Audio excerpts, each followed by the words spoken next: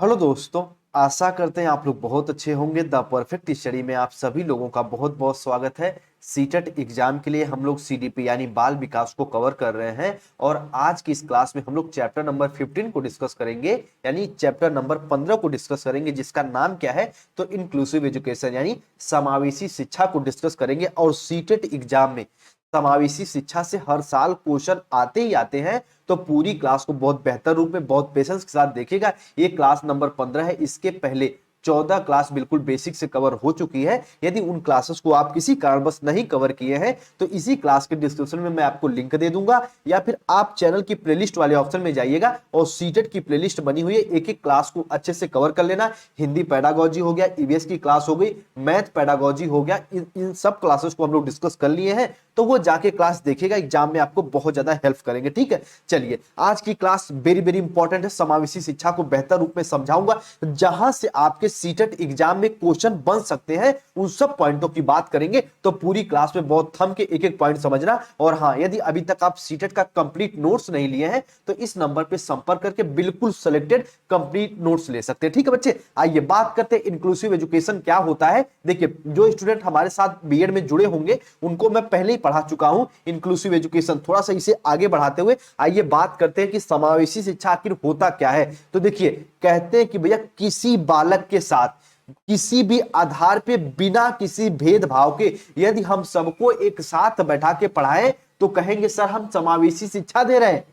लेकिन उसमें एक पॉइंट और आपका एनसीएफ वगैरह जोड़ देती है कि जो बालक सामान्य बालकों के साथ पढ़ने में सक्षम हो, उनको एक साथ यदि आप बैठा के पढ़ा रहे हैं तो वही आपकी है इंक्लूसिव एजुकेशन, वही आपकी है समावेशी शिक्षा। बहुत ध्यान से मेरी बात को समझना। समावेशी शिक्षा के अंतर्गत हम उन बालकों को एजुकेट करते हैं, उन बालकों को शिक्षा देते हैं जो सामान्य बालकों के साथ बैठ के पढ़ने में सक्षम है। तो ऐसे बालकों को हम जो शिक्षा देते हैं तो वो होती है हमारी इंक्लूसिव एजुकेशन, वो होती है हमारी समावेशी शिक्षा। आइए थोड़ा सा इन पॉइंटों को हम लोग समझते हैं। देखिए, समावेशी शिक्षा के बारे में सामान्य रूप से यह कहा जाता है कि सामान्य विद्यालय में सामान्य विद्यार्थियों के साथ रहकर विशिष्ट प्रकार के बालकों को शिक्षा प्रदान करना ही जो जिससे असमर्थ बालकों का सर्वांगीण विकास हो सके, वही है आपका इंक्लूसिव एजुकेशन। यानी एक भैया सामान्य स्कूल है और सामान्य विद्यार्थियों के साथ जो विशिष्ट बालक है, विशिष्ट कहने का मतलब है जो बालक दिव्यांगजन है, जो बालक सामान्य बालकों के साथ बैठ के पढ़ने में सक्षम है, यदि उन बालकों को हम एजुकेट कर रहे हैं तो वही है हमारी समावेशी शिक्षा, वही हमारा इंक्लूसिव एजुकेशन। तो अगर आपके इंक्लूसिव एजुकेशन से क्वेश्चन आता है तो भैया सीधे सीधे टिक करिएगा कि बिना किसी भेदभाव के हम सभी बच्चों को एक साथ अगर पढ़ा रहे हैं तो वही हमारा होता समावेशी शिक्षा, वही हमारा होता इंक्लूसिव एजुकेशन। अब आइए बात करते हैं जिस जिस पॉइंटों से समावेशी शिक्षा में आपके क्वेश्चन बन सकते हैं। एक एक पॉइंट को हम लोग अब डिस्कस करने जा रहे हैं। अभी भूमिका बना रहे थे, अब यहां से क्लास इंपॉर्टेंट है, सभी लोग पूरे अच्छे से क्लास को देखेगा बच्चे। यहां से हर पॉइंट से क्वेश्चन निकलते ही निकलते हैं, तो पूरे क्वेश्चन को अच्छे से देखिए। पूरे जितने भी टॉपिक यहाँ पे कवर होने जा रही है, ठीक है। आइए, थोड़ा सा तबीयत भी डाउन है लेकिन एग्जाम भी आपका नजदीक है, इसलिए क्लास ले रहे हैं। तो अगर वॉइस वगैरह में थोड़ा बहुत आप अनकंफर्टेबल फील करें तो मैनेज कर लीजिएगा, जुकाम बहुत भयंकर हुआ है, ठीक है। देखिए, समावेशी शिक्षा में असमर्थ और सामान्य दोनों प्रकार के बालक होते हैं। अगर आपके सीटेट एग्जाम में इस टाइप के भैया ऑप्शन दिख जाए कि समावेशी शिक्षा के अंतर्गत असमर्थ बालक, यानी जो बालक सामान्य बालकों जैसे न दिखते हो और सामान्य बालकों दोनों के साथ बैठा के पढ़ाना उचित है कि नहीं, तो तुरंत यस ऑप्शन टिक करिएगा कि समावेशी शिक्षा यही कहती है कि जो बालक भैया असमर्थ है, जो बालक सामान्य, दोनों को एक साथ बैठा के पढ़ाइए, यही कहती है आपकी इंक्लूसिव एजुकेशन, यही कहता है आपका समावेशी शिक्षा। फर्स्ट पॉइंट उम्मीद करते हैं क्लियर हो गया होगा, ठीक है। आइए बात करते हैं हम लोग अगले पॉइंट की। वेरी वेरी इंपॉर्टेंट अगला पॉइंट है, समावेशी शिक्षा में असमर्थ बालकों को कुछ आवश्यकता अनुरूप विशेष सुविधाएं प्रदान की जाती हैं। जैसे मान लीजिए कोई बालक है, थोड़ा बहुत सुन पा रहा है, ठीक है, और थोड़ा बहुत नहीं सुन पा रहा है, तो उसको हम कान की मशीन वगैरह जो आती है उसको उपयोग कर लेंगे, उस बालक को क्लास में आगे बैठा लेंगे, तो कुछ सुविधा हम दे देते हैं समावेशी शिक्षा के अनुरूप में, ठीक है। तो जो बालक असमर्थ है उनको कुछ आवश्यकता अनुरूप कुछ सुविधाएं प्रदान कर देते हैं हम लोग इंक्लूसिव एजुकेशन को। तो ये भी पॉइंट आपके दिमाग में हो जानी चाहिए, ठीक है। चलिए अगले पॉइंट को समझ लीजिए।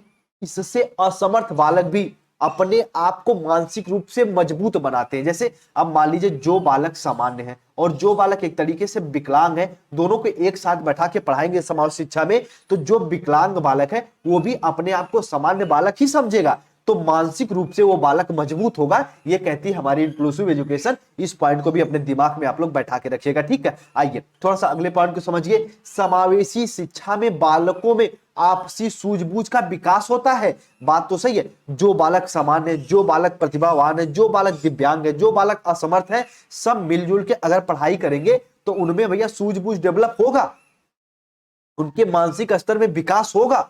तो यही कहती है हमारी समावेशी शिक्षा कि यदि बालकों को एक साथ बैठा के पढ़ाएंगे तो आपसी सूझबूझ डेवलप हो जाएगा। यही कहती है हमारी इंक्लूसिव एजुकेशन, ठीक है। आइए बात करते हैं अगले पॉइंट की। तो समावेशी शिक्षा में बालक एक दूसरे की सहायता भी करते हैं तथा इसमें समायोजन में भी मदद मिलती है। जो बालक अगर भैया मान लीजिए पढ़ने में कमजोर है, जो बालक किसी क्वेश्चन को 2 बार पढ़ रहे तब लगा पा रहे हैं, तो जो सामान्य बालक है वो उनकी हेल्प कर देगा, भाषा विकास में उनकी सहायता करेंगे वो। तो समावेशी शिक्षा में बालक जो होते हैं एक दूसरे की हेल्प भी करते हैं। तो ये भी पॉइंट अपने दिमाग में बना लीजिएगा, ठीक है। आइए बात करते हैं अगले पॉइंट की। तो समावेशी शिक्षा के उद्देश्य छात्रों में समानता की भावना विकसित करना, ताकि प्रत्येक छात्र समान गति से आगे बढ़ सके। कोई भी छात्र अपने जो भी सहपाठी हैं उनके साथ भेदभाव ना करे। यही कहती है आपकी इंक्लूसिव एजुकेशन, यही कहती है आपकी समावेशी शिक्षा। तो जितने भी पॉइंट यहाँ पे आपको बताए जा रहे हैं वेरी वेरी इंपॉर्टेंट ये सारी पॉइंट हैं, तो अपने दिमाग में इन पॉइंटों को बना लीजिएगा। समावेशी शिक्षा मानती है कि व्यवस्था बालक के अनुरूप होना चाहिए। अब मान लीजिए अगर जो बालक भैया उसका एक तरीके से दूर से कोई चीजें नहीं देख पाती है, तो वो बालिका को या फिर बालक को आगे बैठा दीजिए क्लास में। तो बालकों के अनुरूप आपकी एक तरीके से क्लासरूम होना चाहिए। जो भी आप भैया शिक्षण की व्यवस्था कर रहे हो वो बालक बालिकाओं के अनुरूप होना चाहिए। ये कहती है आपका इंक्लूसिव एजुकेशन, ये कहता है आपका समावेशी शिक्षा। तो ये सब पॉइंट आपके दिमाग में होना चाहिए। समावेशी शिक्षा में शिक्षक बालकों पर व्यक्तिगत रूप से ध्यान देना चाहिए, ताकि बालकों के प्रति की गई उनकी उपेक्षा के कारण हीन भावना उत्पन्न न हो।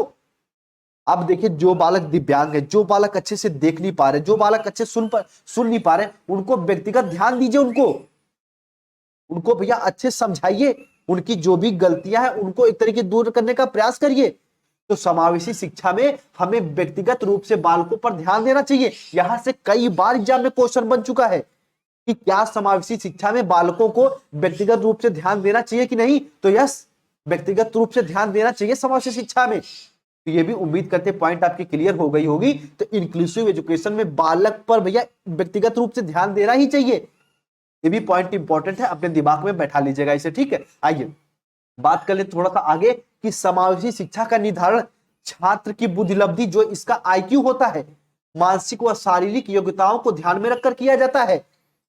यानी एक तरीके से जो भी आप कैरिकुलम डिजाइन कर रहे हो, जो भी आप विषय वस्तु बालकों को पढ़ाने जा रहे हो, तो बालक की बुद्धिलब्धि पहले आप प्राप्त कर लीजिए, उसकी मानसिक क्षमता, उसकी शारीरिक योग्यता के बारे में जान रहे हो तो समावेशी शिक्षा दीजिए। ये भी वेरी वेरी इंपॉर्टेंट पॉइंट है, तब जाके बालक का सर्वांगीण विकास हो सकता है। ये जितने भी पॉइंट आप देख रहे हैं ये किसी न किसी क्वेश्चन के ऑप्शन हैं, इनको अपने दिमाग में बैठा लीजिएगा, ठीक है। आइए बात करते हैं अगले पॉइंट की। तो समावेशी शिक्षा में जो असमर्थ बालक है, यानी जो ढंग से लिख नहीं पा रहे, जो ढंग से पढ़ नहीं पा रहे, जो अच्छे से सुन नहीं पा रहे, और इनकी असमर्थता का पता लगाइए। असमर्थता को दूर करने में, यानी जो भी उनके भैया पढ़ने में कठिनाई का सामना कर रहे हैं उनको दूर करने का प्रयत्न करिए। एक एक पॉइंट से इनसे क्वेश्चन बनता है। जो समावेशी शिक्षा होती ये कहती है कि जो असमर्थ छात्र हैं वो क्यों असमर्थ हैं, वो भैया असमर्थता का पता लगाइए, उनको दूर करने का प्रयत्न, दूर करने का आप प्रयास करिए, ठीक है। तो इतने सारे पॉइंट है समावेशी शिक्षा से। उम्मीद करते हैं इतने पॉइंट आपके क्लियर हो गए होंगे। एक बार अगर ये सारी पॉइंट क्लियर हो गई तो यस कर दीजिए, और ध्यान से मेरी बात समझना। समावेशी शिक्षा कहती है भैया हम किसी बालक को किसी भी आधार पर भेदभाव नहीं करेंगे, सभी बालकों को एक छत के नीचे बैठा के पढ़ाएंगे। जो बालक सामान्य बालकों के साथ पढ़ने में सक्षम है उनको एक साथ बैठा के पढ़ाएंगे। तो यही होती है हमारी इंक्लूसिव एजुकेशन, यही होता है हमारा समावेशी शिक्षा। उम्मीद करते ये पॉइंट आपके दिमाग में बैठ गया होगा। आइए बात करते हैं इन सब पॉइंटों को एक बार रिपीट करिएगा। समावेशी शिक्षा में जो असमर्थ और सामान्य बालक होते हैं दोनों को साथ बैठा के पढ़ाया जाता है। समावेशी शिक्षा में असमर्थ बालकों को कुछ आवश्यकता भी, कुछ जो उनकी सुविधाएं होती हैं वो भी उनको मुहैया करा दी जाती हैं। जो बालक भैया पीछे बैठे हैं वो ठीक से देख नहीं पा रहे हैं, उन्हें हम आगे बैठा देते हैं ताकि वो सामान्य बालकों के साथ बैठ के पढ़ पाए। और समावेशी शिक्षा कहती है कि असमर्थ बालकों को भी अगर सामान्य बालकों के साथ बैठा के पढ़ाओगे तो वो मानसिक रूप से मजबूत होंगे। ये कहती है हमारी इंक्लूसिव एजुकेशन। ये सब पॉइंट आपके दिमाग में होना चाहिए। समावेशी शिक्षा बालकों में आपसी सूझबूझ को बढ़ावा देती है, क्योंकि अगर भैया किसी क्लास में 10 बालक हैं वो 10 प्रकार से, तो भैया उनका एक तरीके से 10 क्षेत्रों में डेवलपमेंट होगा, सर्वांगीण विकास होगा। तो ये भी कहती है इंक्लूसिव एजुकेशन आपके दिमाग में होना चाहिए। समावेशी शिक्षा में बालक एक दूसरे की हेल्प करते हैं और समावेशी शिक्षा में छात्र के अंदर समानता की भावना विकसित होती है। सभी छात्र एक दूसरे को अपने आप पे समान मानते हैं, एक दूसरे की हेल्प करते हैं। ये इंक्लूसिव एजुकेशन का मुख्य निष्कर्ष है। और समावेशी शिक्षा में जो भी शिक्षण व्यवस्था है, जो भी क्लासरूम का मैनेजमेंट है, वो बालकों के अनुरूप होना चाहिए। बेंच, कुर्सी, मेज वगैरह बालकों के अनुरूप होना चाहिए ताकि बालक आसानी से अपने कंफर्ट जोन में बैठ के सीख सके चीजों को। तो ये सब पॉइंट आपके दिमाग में होना चाहिए। वेरी वेरी इंपॉर्टेंट ये पॉइंट थी समावेशी शिक्षा। अब हम लोग कुछ की पॉइंट समझेंगे जहां से एग्जाम में क्वेश्चन पूछ लेता है। सबसे पहले जान लीजिए वंचित बालक कौन होते हैं। कि वंचित बालक कौन होते हैं? वंचित बालक को ही हम कह देते हैं अलाभावंती बालक, जो लाभ ना प्राप्त कर पाए। तो वंचित बालक की सबसे बेस्ट डिफिनेशन है, इसको मैं बीएड में भैया पढ़ाता भी हूं और यही डिफिनेशन आपके साथ शेयर करने जा रहा हूं कि वंचित बालक कौन होते हैं। जब किसी बालक की समाज में रहते हुए उसकी सामाजिक, आर्थिक व शैक्षिक आवश्यकताएं पूरी ना हो तो उन्हें वंचित बालक कहते हैं हम लोग। तो वंचित बालक सर क्या है? तो जो बालक समाज में तो रह रहा है लेकिन भैया उसकी आर्थिक स्थिति, उसकी सामाजिक स्थिति, सामाजिक स्वीकृति उसे न प्राप्त हो तो उसे हम वंचित बालक कहते हैं। वंचित बालक वे बालक होते जो सामाजिक, आर्थिक और सांस्कृतिक रूप से अलाभान्वित होते हैं, जिन्हें किसी प्रकार की सुविधा नहीं मिलती, वे होते हैं वंचित बालक। ये समाज में तो रहते हैं लेकिन इसे किसी प्रकार का लाभ नहीं मिलता, तो ये होते हैं वंचित बालक। ठीक, आइए इनके कुछ कैरेक्टरिस्टिक जान लीजिए। देखिए, वंचित बालकों में अधिकांशतः आत्मविश्वास की कमी पाई जाती है। ये भैया किसी ग्रुप या समूह में इनको बैठा दोगे तो ये ढंग से बात नहीं कर पाएंगे, क्योंकि कभी ग्रुप और समूह वाले इनको स्वीकृति दिए ही नहीं है। इनमें नकारात्मक सोच ज्यादा होती है। ठीक है, इन्हें अगर कोई पॉजिटिव चीज बताओगे तो बहुत ज्यादा भयभीत हो जाते हैं। ये इनमें नकारात्मक सोच ज्यादा होती है वंचित बालकों में। वंचित बालक जो होते हैं इनकी बोल चाल होती है जो वो भैया सामान्य बालक या जो लाभान्वित बालक है उनके मुकाबले भिन्न होती है, यानी कम होती है। ये ढंग से बातचीत नहीं कर पाते, ये होते हैं वंचित बालक। ठीक है, आइए, वंचित बालकों की बौद्धिक जो निष्पादन सीमित होता है, यानी एक तरीके से इनका आईक्यू जो होता है भैया वो हम कह सकते हैं निम्न स्तर का हो जाता है। वैसे तो ये सामान्य बालक है लेकिन ये किसी चीज का सृजन करने में भैया नहीं कर पाते। इनकी बौद्धिक जो होती निष्पादन वो सीमित, लिमिटेड होता है। ये होते हैं हमारे वंचित बालक। और वंचित बालक जो होते हैं इनकी पारिवारिक पृष्ठभूमि रूढ़िवादी होती है, और रूढ़िवादी मैं आपको बीएड में और सीटेट में दोनों में पढ़ा चुका हूं। रूढ़िवादी होते हैं वो जो बिना किसी तथ्य के ही किसी बात को मान्यता दिए जा रहे हैं। जैसे कहते थे लड़कियों को भैया मैथ पढ़ना गलत बात है, तो ये रूढ़िवादी है। तो इनकी जो कि वंचित बालक होते हैं इनके परिवार वाले भी रूढ़िवादी होते हैं, स्टीरियोटाइप्स होते हैं, ये कह सकते हैं हम लोग। ठीक है, चलिए, वंचित बालक जो होते हैं इनके परिवार में शिक्षा का अभाव होता है सामान्यतः, पूर्ण रूप से नहीं कह सकते, लेकिन जो भी वंचित बालक दिखेंगे इनके परिवार में शिक्षा का अभाव रहता ही रहता है।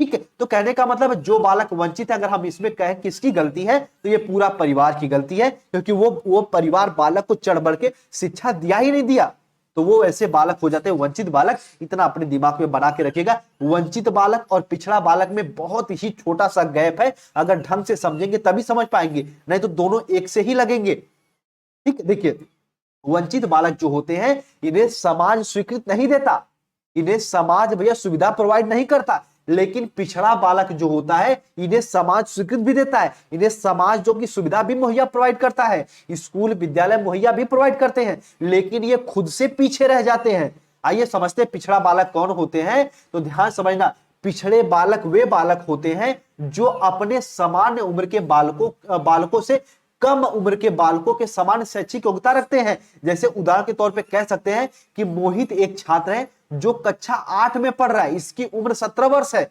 लेकिन वही 17 वर्ष के सभी छात्र की कक्षा 10वीं की परीक्षा पास कर चुके हैं और मोहित अभी कक्षा 8 में पढ़ रहा है। तो यानी मोहित कौन सा बालक है? तो मोहित पिछड़ा बालक है। अगर आपके भैया साथी जो हैं वो बीएड पास कर लिए हैं और आप अभी ग्रेजुएशन में हैं, तो यानी आप अभी पिछड़े बालक हैं। तो शैक्षिक दृष्टि से आप पिछड़े बालक हैं, इतना जानते रहिएगा पिछड़े बालक के अंतर्गत। ठीक है, पिछड़े बालक दो प्रकार के होते हैं, सामान्य पिछड़ा और विशिष्ट पिछड़ा। आइए समझते हैं कि सामान्य पिछड़ापन कौन सा होता है। जैसे हम कह सकते हैं आपके उम्र वाले यदि आपसे किसी कक्षा में आगे हैं और आप पीछे हैं, तो ये तो सामान्य पिछड़ापन हो गया, ईयर का पूरे क्लास का ही गैप है। लेकिन विशिष्ट पिछड़ापन कौन सा होता है? जैसे आप अपने अपने उम्र के अनुसार कक्षा में किसी एक या दो विषय में पिछड़े हैं। जैसे मान लीजिए आप ये हिस्ट्री में बहुत अच्छे हैं, आप ज्योग्राफी में बहुत अच्छे हैं, लेकिन आप मैथ्स में वीक हैं, तो मैथ के अकॉर्डिंग आप पिछड़े बालक हुए, तो ये विशिष्ट बालक है। तो इतना इसके बारे में जानते रहिएगा कि सामान्य बालक और पिछड़े। और सामान्य बालक सामान्य पिछड़ापन कौन होता है? पूरा ईयर ही गैप हो। जैसे आप मान लीजिए 18 एज, आपकी एज 18 है और एक स्टूडेंट की एज 18 है, 18 एज वाला मान 11th क्लास में है और आप जो है भैया अभी आप 8th क्लास में, तो आप पिछड़े बालक हैं, तो ये सामान्य पिछड़ापन है। और मान लीजिए आपकी एज 18 है और आपके अपने दोस्त की एज भी 18 है और आपका दोस्त सभी विषय में अच्छा है और आप किसी एक दो विषय में थोड़ा सा भैया कमजोर हो और बाकी विषय में अच्छे हो, तो आप विशिष्ट पिछड़ापन आपके अंतर्गत है। ठीक है, तो इतना इसके बारे में जानते रहिएगा। मानसिक रूप से मंद बालक कौन से होते हैं, इनकी बात कर लेते हैं हम लोग। देखो ध्यान समझना, मानसिक रूप से मंद बालक, तो मानसिक रूप से मंद बालक ऐसे बालक होते हैं जिनकी मानसिक योग्यता सामान्य मानसिक योग्यता से कम हो। सम आयु यानी समान आयु वाले बालकों के साथ आपकी भैया जो सोच है, आपकी जो एक तरीके से थिंकिंग है, उसकी मात्रात्मक और गुणात्मक रूप से कमी हो उसमें। जैसे मान लीजिए आपके ही साथ के जो भी स्टूडेंट है वो भी थिंकिंग करने में, सृजनात्मकता में आगे हो और आप एक तरीके से कोई भी चीज, कोई क्वेश्चन बनाने में बहुत ज्यादा समय ले रहे हो, तो मानसिक रूप से मंद बालक है ऐसे बालक। जो अपने समान आयु के बालकों के साथ ही उनकी बुद्धि लब्धि कम हो, तो ऐसे बालकों कहते हैं मानसिक रूप से मंद बालक। इसका कारण अक्सर शारीरिक या मानसिक रोग होता है। जैसे मान लीजिए कोई एक बालक है, पैदा हुआ, शुरू से ही किसी डिजीज से वो एक तरीके से भैया गुजर रहा है, तो उसका एक तरीके से कह सकते हैं मानसिक रूप से वो मंद हो ही जाएगा। इन बालकों की बुद्धि लब्धि, इनका जो आईक्यू होता है 80 से कम होता है। अब देखो कुछ कुछ जो मनोवैज्ञानिक हैं वो मंद बुद्धि बालकों को 4 उपवर्ग में बांटे हैं। सबसे पहले अल्प बुद्धि, यूपी टेट में सीधे सीधे पूछता कि अल्प बुद्धि भैया इनकी आईक्यू कितना होता है, तो 70 लगभग। ठीक है, अब देखिए ध्यान से मेरी बात को समझिएगा। जो एक तरीके से मूर्ख बुद्धि वाले बच्चे होते हैं उनकी बुद्धि लब्धि 70 से 50 होती है, उनकी बुद्धि लब्धि 70 से 50 होती है। ठीक है, इतना इसके बारे में जानते रहिएगा। इसको यहाँ पे इरेज कर देते हैं। ठीक है, इतना बस जानते रहिएगा कि जो भैया बुद्धि लब्धि के बालक होते हैं एक तरीके से अल्प बुद्धि के, वो कितने होते हैं? 70। जो मूर्ख बुद्धि बालक होते हैं उनके 50 से 70 के बीच होते हैं वो। और जो मूढ़ बुद्धि के बालक होते हैं भैया उनकी एक तरीके से बुद्धि लब्धि होती है 25 से लेके 50 के बीच में। और जो जड़ बुद्धि होते हैं वो कह सकते हैं सर हम वो होते हैं 25 से कम। तो 25 से जो बालक कम है वो जड़ बुद्धि है और जो 25 से 50 के बीच में वो मूढ़ बुद्धि है। और जो भैया 50 से 70 के बीच में है वो मूर्ख बुद्धि कह सकते हैं। और जो एक तरीके से अल्प बुद्धि हम किसे कहेंगे? जिनकी बुद्धि लब्धि 70 के आसपास है, 70 से 75 भी हो सकता है, कोई एक्यूरेट ये नहीं है, एक मानक हम लोग बना लेते हैं। तो ये 4 उपवर्ग में मंद बुद्धि को बांटा जाता है और मंद बुद्धि जो हम एक तरीके से मानक मान के चलते हैं वो 80 है। ठीक है, इतना जानते रहिएगा। 80 से 70 से 80 भी कर लीजिएगा, तो इतना इसके बारे में आप लोग जानते रहिएगा। ठीक है, तो ये मानसिक रूप से मंद बुद्धि बालक है ये। ठीक है, आइए अब हम लोग बात करते हैं बाल अपराधी बालक कौन से होते हैं। तो देखो बाल अपराधी बालक ऐसे बालक होते हैं जो सामान्य जो नियम होते हैं उनका उल्लंघन करते हैं, समाज विरोधी कार्य करते हैं। जो भी समाज में भैया नियम मान्य है उनका उल्लंघन कर देते हैं। जैसे कहते हैं समाज में किसी को आप गाली मत दो, किसी का हत्या मत करो। तो अगर आप हत्या और गाली गलौज कर रहे हो तो एक तरीके से आप बाल अपराधी में आओगे। किसी को बहुत ज्यादा मार पीट दिए तो ये ऐसे बालक बाल अपराधी होते हैं। जिनकी एज 18 से कम होती है लेकिन अगर कुछ संगीन जैसे किसी की हत्या कर दिए तो ये भैया घटा के 16 वर्ष कर दी जाती बाल अपराधी की एज। तो इतना इसके बारे में जानते रहिएगा। लेकिन कानून की परिभाषा में यदि कोई बालक 18 वर्ष से कम आयु का है और भैया वो कोई एक तरीके से ऐसे विशिष्ट अपराध करता है, किसी की हत्या वगैरह, तो वो बाल अपराधी कहलाएगा। अगर बहुत गंभीर अगर कोई अपराध कर दिया है तो इसकी एज घटा के 16 वर्ष कर दी जाती है, 16 ईयर। तो ऐसे बालक बाल अपराधी होते हैं। तो बाल अपराधी बालक जो होते हैं वो समाज के किसी भी कानून नियम को नहीं मानते, जो सही कानून नियम है उनको भी नहीं मानते और समाज विरोधी कार्य करते हैं। तो ऐसे बालक बाल अपराधी हैं। इतना इसके बारे में जानते रहिएगा। समस्यात्मक बालक कौन होते हैं भैया, ठीक है, एक तरीके से प्रॉब्लमेटिक बालक कौन होते हैं, तो समस्यात्मक बालक वैसे बालक होते हैं जो कह सकते हैं कि जिनके व्यवहार में गंभीर रूप से असमानताएं दिखाई दे, सामान्य व्यवहार करे ही ना, जिसके कारण न सिर्फ शिक्षकों को परेशानी होती है बल्कि पूरे क्लास के वातावरण के साथ साथ बालक का व्यक्तिगत भी प्रभावित होता है। जो भी बालक है उसका पर्सनालिटी, उसका व्यक्तिगत, उसका व्यक्तित्व भी एक तरीके से प्रभावित होता ही होता है। और जो समस्यात्मक बालक है, जैसे क्लास में मान लीजिए कोई अध्यापक पढ़ा रहा है और कोई फालतू की बात बोले जा रहा है, पीछे से कोई पीछे से किसी बच्चे को मार रहा है, किसी का टिफिन खा जा रहा है, किसी को परेशान कर रहा है, लड़कियों को उल्टा सीधा बोल रहा है, या फिर लड़कियां ये किसी को उल्टा सीधा बोल रही हैं, ये समस्यात्मक बालिका बालिकाएं होती है ऐसे बालक। और ये शिक्षकों को परेशान करने में इन्हें अलग प्रकार की आनंद आता है और जीवन में भैया ये कुछ आगे नहीं कर पाते, इनका व्यक्तित्व भी प्रभावित हो जाता है। तो ऐसे बालक समस्यात्मक होते हैं। ऐसे बालक विद्यालय, परिवार, समाज आदि के लिए समस्या बन जाते हैं, ठीक है। तो इतना इसके बारे में जानते रहिएगा कि समस्यात्मक बालक कौन होते हैं। वे बालक जो भैया समाज में और अपने शिक्षकों को एक तरीके से परेशानी का सामना करना पड़े जिन बालकों से, तो वैसे बालक होते समस्यात्मक बालक। और समस्यात्मक बालकों का व्यक्तित्व भी प्रभावित हो जाता है इनके बिहेवियर के कारण। तो इन सब पॉइंटों को, अपने कॉन्सेप्ट को दिमाग में बना के रखिएगा। यदि ये सब कॉन्सेप्ट आपके दिमाग में बने रहेंगे तभी बेहतर क्वेश्चन टिक कर पाएंगे। अब बात आ जाती है सर प्रतिभाशाली बालक कौन होते हैं, तो ध्यान से मेरी बात को समझिएगा। प्रतिभाशाली बालक को विशिष्ट बालकों की श्रेणी में रखा गया है। और क्यों रखा गया, क्योंकि इनकी जो बुद्धि लब्धि होती है और इनकी एक तरीके से बुद्धि क्षमता होती है, बुद्धि एप्टीट्यूड जो होता है वो भैया 120 के ऊपर होता है।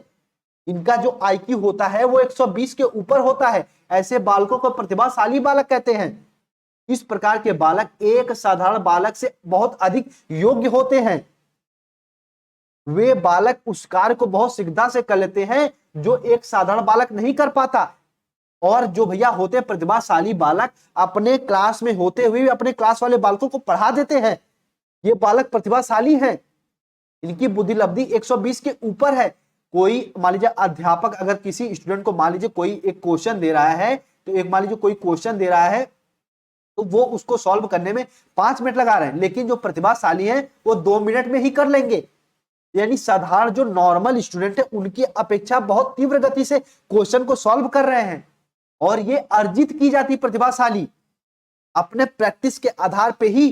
तो प्रतिभाशाली यहां 2 क्वेश्चन बनता है कि सर जो प्रतिभाशाली होती है उनकी बुद्धि लब्धि तो भैया 120 के ऊपर और ये सामान्य बालकों से अधिक योग्य होते हैं। इतना इसके बारे में बच्चे जानते रहिएगा। वेरी वेरी इंपॉर्टेंट, जो आपके सीटेट एग्जाम में जहां से क्वेश्चन बन सकता है उन पॉइंटों को मैं चुन के लाता हूं भैया, ठीक है। चाहिए आइए बात करते हैं हम लोग सृजनशील बालक, क्रिएटिव बालक कौन होते हैं। तो सृजनशील बालक ऐसे बालक जो कोई मौलिक विचार या व्याख्या प्रस्तुत करें, उन्हें भैया सृजनशील बालक कहते हैं। मौलिक विचार यानी भैया कोई उसके पहले वो विचार सोचा ही ना हो। मान लीजिए हम कह देते हैं कि कोई एक सवाल दे देते हैं, अगर उसको भैया कोई सब बालक एक सेम पैटर्न से लगा रहे हैं, लेकिन कोई एक सृजनशील बालक है कोई दूसरा पैटर्न खोज लिया, उसका व्याख्या दूसरे तरीके से कर रहा है, तो वो सृजनशील बालक है, वो क्रिएटिव बालक है, ठीक है। साधारण शब्दों में हम कह सकते हैं कि जो बालक नवीन वस्तुओं की नवीन रचना करे, नवीन विचार, समस्या का समाधान के नवीन तरीके ढूंढे जिनसे समस्या का समाधान हो सके, तो वैसे बालक सृजनशील बालक होते हैं। तो यहां से 2 पॉइंट बनते हैं कि सृजनशील बालक कौन होते हैं, जो हमेशा नवीन रास्तों की पहचान करें, नवीन रास्ते खोजें। तो ऐसे बालक को हम सृजनशील बालक कहते हैं। उम्मीद करते हैं पूरे पॉइंट को समझ गए होंगे आप। ठीक है, चलिए ये क्लास नंबर 15 थी, वेरी वेरी इंपॉर्टेंट थी समावेशी शिक्षा। देखिए मेरा सिंपल सा फंडा है कि भैया ये भाग दौड़ की लाइफ में अब मैं आपको मिसगाइड और बार बार की क्लास नहीं दे सकता कि देखो देखो जो क्लास आपके लिए इंपॉर्टेंट है मैं वही क्लास आपको प्रोवाइड करता हूं, और मैं आपके ऊपर भी छोड़ता हूं कि आप भी प्रीवियस ईयर खुद से सॉल्व करिए। अपना एक भैया रूटीन बना लीजिए कि दिन में मैं बैठूंगा तो सीडीपी के 30 क्वेश्चन कवर कर लूंगा, हिंदी के 30 क्वेश्चन कवर कर लूंगा। इस टाइप के आप अपना टारगेट बना लीजिए, तब जाके आप बेहतर रूप से सीटेट में स्कोर करेंगे।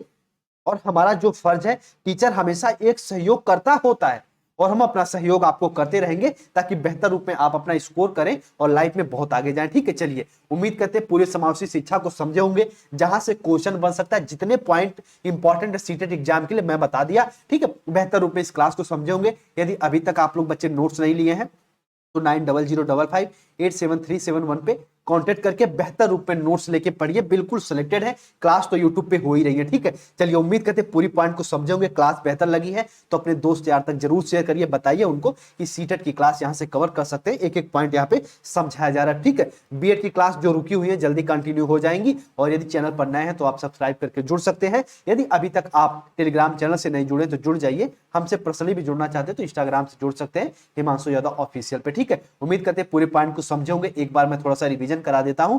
ठीक है, देखिए शुरू में ही नहीं बताया पर मैं बता दूं, तबीयत बहुत ज्यादा खराब है, क्योंकि शुरू में बता देता ना कि तबीयत खराब है तो आप भी थोड़ा सा डिमोटिवेट हो जाते। और एक अध्यापक यदि अपने तबीयत को लेकर क्लास में आ गया कि मेरी तबीयत ठीक नहीं, मैं नहीं पढ़ा पाऊंगा, तो भैया स्टूडेंट भी डिमोटिवेट हो जाते हैं। तो मैं इसे लास्ट में बता रहा हूं कि तबीयत बहुत ज्यादा डाउन है, फिर भी एग्जाम है तो क्लास ले रहे हैं। ठीक है, चलिए देखिए समावेशी शिक्षा समझे हम लोग। समावेशी शिक्षा यानी इंक्लूसिव एजुकेशन क्या है सर? तो कोई बालक अगर भैया सामान्य बालकों से डिफरेंट है, किसी आधार पर भिन्न है, तो हम उसको भेदभाव नहीं करेंगे, अरे तुम तो भैया विशिष्ट हो, तुम ऐसा हट जाओ मत पढ़ो मत पढ़ो, नहीं, हम उनको साथ बैठा के पढ़ाएंगे, कोई भेदभाव नहीं करेंगे।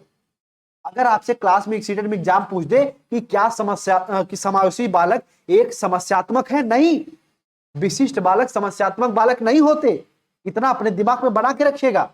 और सीटेट में हमेशा अपना पॉजिटिव अप्रोच रख के क्वेश्चन को टिक करिएगा, सब के सब क्वेश्चन टिक होंगे। और भैया एक तरीके से प्रैक्टिस करते रहिए, और जल्दी ही मैं आपकी आरटीई और आपका जो एनसीएफ और एक तरीके से आपका न्यू एजुकेशन पॉलिसी 2020 की जल्दी मैं एक तरीके से क्लास आपको प्रोवाइड कर दूंगा, और जल्दी ईवीएस पेडागोजी की क्लास हो जाएगी। और एक क्लास में और लेके आना जो सभी पेडागोजी को कवर हो, वहां से 40 से 45 क्वेश्चन वहां से देखने को मिलेंगे, वो क्लास आप लोग कवर करिएगा, जल्दी वो क्लास आ जाएगी। ठीक है, उम्मीद करते हैं बच्चे पूरे पॉइंट को समझोगे, थम के पढ़ा करिए, जहां भी पढ़िए बिलीव के साथ पढ़िए। ठीक है, उम्मीद करते हैं पूरी पॉइंट को समझोगे। मिलते हैं हम लोग अपनी अगली क्लास में, सभी दोस्त यार भाई बहन को जय हिंद जय भारत।